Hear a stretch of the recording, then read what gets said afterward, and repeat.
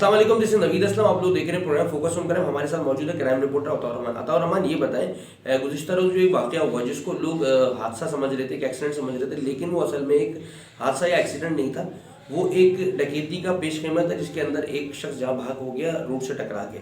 इसके हवाले से कुछ रोशनी डालें। दूसरा एक और वाक़या पेश आया जिसके अंदर शाहीन फोर्स का जो एक नौजवान शहीद हुआ है, इसके हवाले से कुछ तफसीलात साझा करें आप। जी नवीद, शुक्रिया।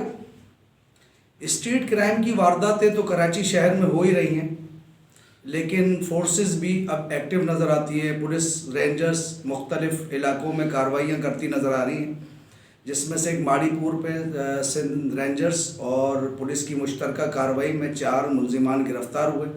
उनसे 30 बोर के 2 पिस्टल और 2 मोटरसाइकिलें रिकवर की गई और वो मुतादिद कराची के इलाकों में वारदातें कर रहे थे और ये टेक्निकल बुनियादों के ऊपर कार्रवाई की और इन 4 मुलजिमान को गिरफ़्तार किया।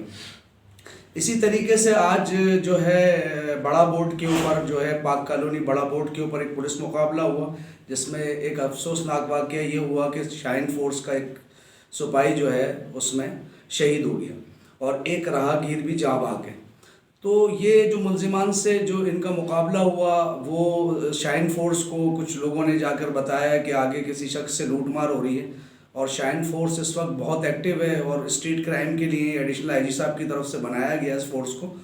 तो उन्होंने फौरी कार्रवाई की। मोटरसाइकिल पर सवार जो पुलिस एहलकार जो शहीद हुआ है, वो उसके सीने पर गोली लगी और कुछ टाइम के बाद हॉस्पिटल में ज़ख्मों की ताब न लाते हुए वो शहीद हो गए। तो इसी तरह जो वाक़यात कराची शहर के अंदर रहनुमा हो रहे हैं और मुस्तकिल बुनियादों पर देखा जा रहा है, वहाँ पुलिस रेंजर्स और भी एजेंसियाँ एक्टिव हैं और उनकी एक्टिव के होने की वजह से स्ट्रीट क्राइम में कुछ कमी महसूस हो रही है।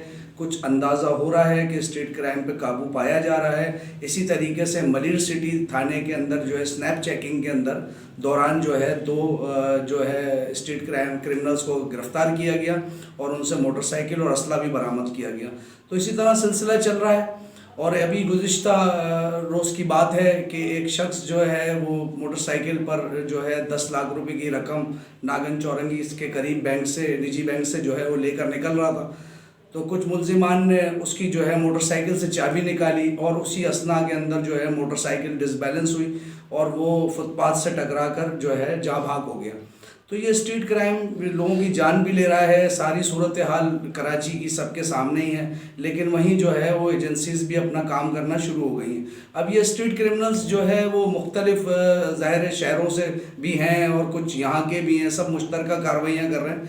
लेकिन अब टेक्निकल बुनियादों के ऊपर जिस तरह से रेंजर्स और पुलिस मिलकर जो हिकमत अमली बना रही है, जो हमने आपसे पहले भी कई दफ़ा कहा फोकस एंड क्राइम के अंदर के रेंजर्स का पुलिस के साथ होना बहुत ज़रूरी है, उसके कुछ बेहतर जो है रिजल्ट्स आना शुरू हो गए। जी, अताउर रहमान बिल्कुल ठीक कह रहे हैं और ये पुलिस की काफ़ी एक्टिव नज़र आती पुलिस इस मामले के अंदर स्ट्रीट क्राइम के हवाले से कि किसी तरीके से जो इसका जिन बेकाबू हो गया उसको रोका जाए।